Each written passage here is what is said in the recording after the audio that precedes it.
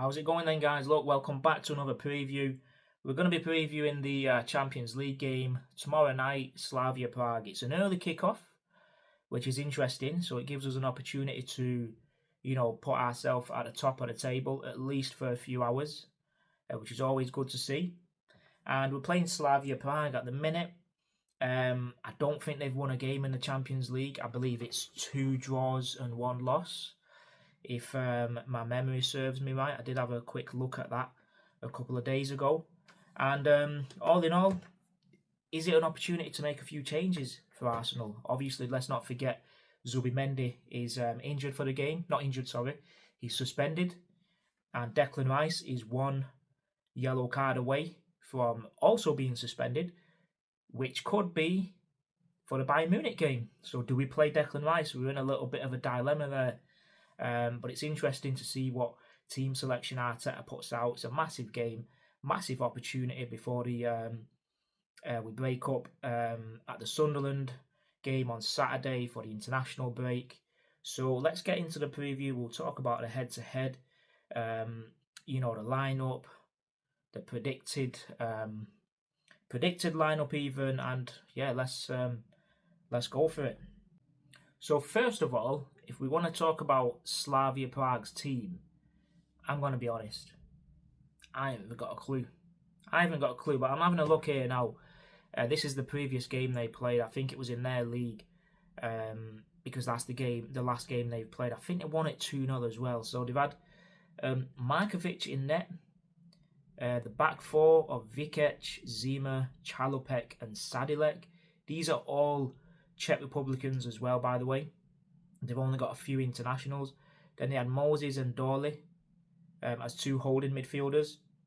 And then Chitil, Sangyang, Provod and Chori. I'm going to be honest, mate. I haven't got a clue who these guys are. I've never ever heard of these players. And if this is the team that's going to be playing against Arsenal, it could be unpredictable. They could wipe the floor with us.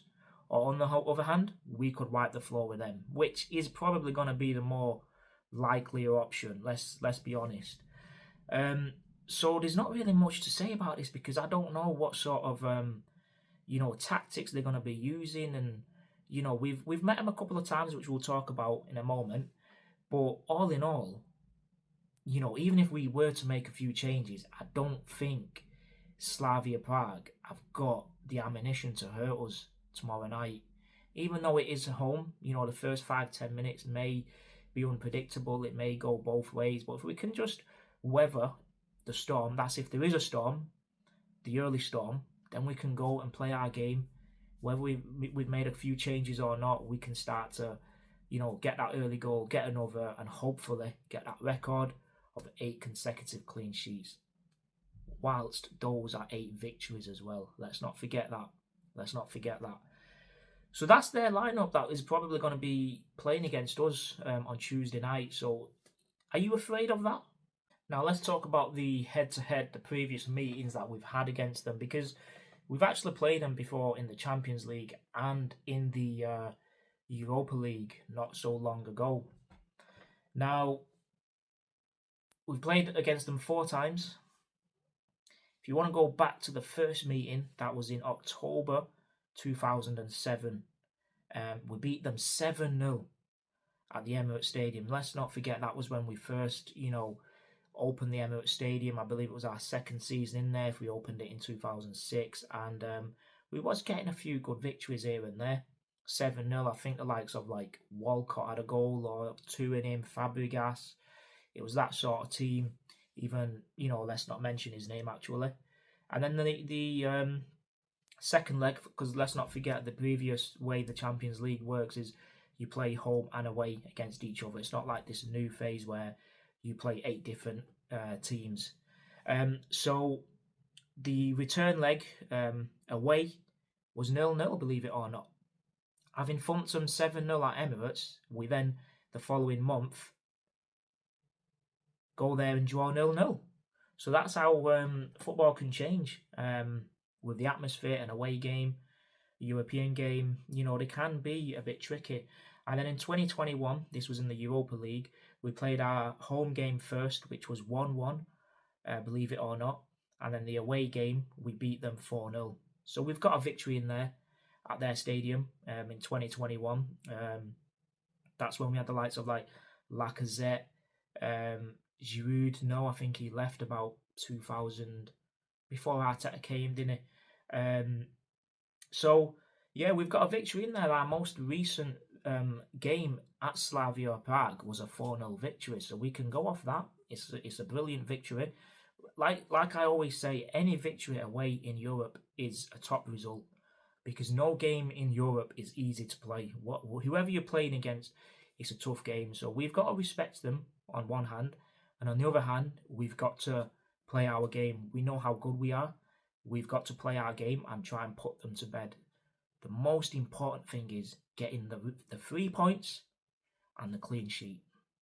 You know, if he changes that back four around a bit, whether he puts Ben White in there, gives Mosquera a start and Lewis Skelly a start, whatever happens, we need to maintain that clean sheet. If we can get those 2 clean sheets, Tuesday night and Saturday night, then it's the international break. We can talk about more of it when we come back. But look, the head-to-head, we've not lost a single game against them. 4 previous meetings, 2 wins and 2 draws. Scored 11 and scored 12 and conceded 1. So if it's anything to go by history, it's more than likely going to be an Arsenal victory. The interesting bit, team lineup. There's going to be a lot of changes. Well, I say a lot, maybe a couple, because we don't want to overdo it. Because when you start to make 3-4 changes, the rhythm, the dynamic, the flow of the game, it changes a bit, and you don't want to be chasing this game in the 60th, 70th minute. You want to make sure the game's done by then. Then you could make a few changes. So let's start with the goalkeeper, David Raya. There's no questioning he's one of the best goalkeepers in the world right now. To have kept 6-7 clean sheets in a row. Let's not forget Kepa had one of them, obviously, in the Carabao Cup. So 2 of them even could have been, because the Port Vale victory, if that was after Newcastle or before, I can't remember. Kepa obviously played in that game as well. But anyway, David Raya plays for me one of the best keepers in the league at the minute. The way that Arteta brought him in under pressure. You've got all your pundits saying Ramsdale's done nothing wrong. I know he's not doing nothing wrong. But David Raya's a better keeper. You always want to be getting the best players in that position. And this is why we more than likely will go on to win the league, because of the keeper is one of the main factors. So David Raya starts for me. Now, the back four is very difficult to predict this Tuesday night, especially with Sunderland on Saturday night. Do we start Timber? Do we start Ben White? It's a difficult one. I want to start Timber. I don't want to lose that defensive structure, and I don't want to lose that partnership he's created that previously Ben White had with Bukayo Saka. So I'm going to start Timber in this game, and maybe if we win in the game, if we cruise in, he can come out and have a bit of a rest. To partner him on the right-sided centre-back, is it Mosquera, is it Saliba? Saliba was had 90 minutes a rest during the week.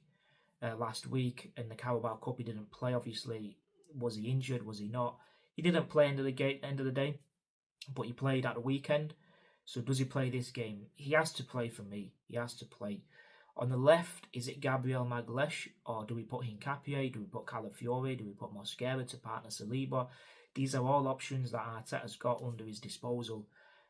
But will he make a couple of changes here or there tomorrow night? I'm not sure. It's a very difficult one, because Gabriel, what he brings to that team, the leadership ability, the defensive structure, the way he's organising the team, and let's not forget the set pieces when we're going forward. He's a weapon. I want to start him. At the same time, I want to keep him fresh for Sunderland. But I think he'd want to play this game himself. Let's start Gabriel and Saliba. On the left, I'm going with Lewis Skelly. Calafiore can sit this one out. He can rest and be ready for Sunderland. So Zubimendi is suspended. So who do we put in the sitting role? Is it Norgard? Does Rice come back into there? Does Marino come in there? I don't think so. it's a risk playing Rice, because obviously if he gets another yellow card, he's suspended for the Bayern Munich game, which is going to be detrimental. It's going to have a massive impact. It could influence the result of the game. So who do we put? Norgard is the most sensible option.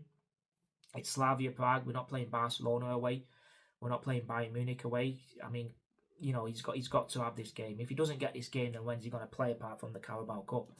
So Norgard plays for me, and then Eze starts for me in midfield, and alongside him again, do we put Rice or do we put Merino? I think we've got to be sensible and put Merino in there, all because Rice is one yellow card away from a suspension. If the game we're cruising, we're winning, we can bring him on for that stability towards the end. Now the top three, Gyökeres, we believe could be injured. He's got muscle fatigue or whatever it is. He only had 45 minutes. His best 45 minutes, by the way, for Arsenal against Burnley at the weekend. So does he start? Let's go with the left first. We believe Martinelli could still be injured. So it's a bit of a tricky one, because if Gyökeres isn't playing, who plays up front? Because we put Merino in the midfield. Or do we go with Nwaneri and Eze in midfield? Yeah, right, let's do that. Nwaneri and Eze, Merino centre forward, Trossard on the left, and then it's a toss of a coin whether it's Max Dowman gets his start that he's waiting for, we're all waiting for, to break that record, youngest ever Champions League debutant, or does Saka play? I want to see Dowman start a game. I want to see him playing in the Champions League, but I think it's a game where we could possibly play him towards the end of the Champions League group stages. But I'm going to go with a bit of a risk and a gamble, and something I don't normally do. But because I've got my eye on the Saturday game, where I think if we do make a few changes here tonight, on Tuesday, we could still win the game. Saturday's game is a must-win. Saturday's game, we need to go into that at least maximum points from this international break. And then we can watch the game on Sunday. So I'm going to go with a Max Dowman start, which is crazy. You might call me a fool, you might call me stupid, whatever. I don't care. But I've got one eye on the weekend. So Dowman starts for me. Now the prediction for me, it's Slavia Prague. I mean, sometimes we're going to say these teams are never going to score against us, but you normally lose your record against these teams. So we could possibly concede tomorrow from Slavia Prague. But really, if that happens, obviously, the main thing is we win the game. Then comes the clean sheet. But the victory for me is going to happen. I don't see it going any other way. And I believe we'll win this comfortably, especially in the second half when we get the other players on if they've not started, vice versa. I think it's a 3-0 victory, at least. That's what it should be anyway. So I'm going with a 3-0 win to Arsenal. Hopefully Trossard again gets a goal. I mean, he's one of these players at the minute who's just phenomenal. The work rate, the numbers in terms of goals and assists cannot be disputed. And hopefully Dowman can get a goal, or Ethan Nwaneri, anyone, as long as we win the game. So I'm going with a 3-0 win to the Gunners. Let me know what you think.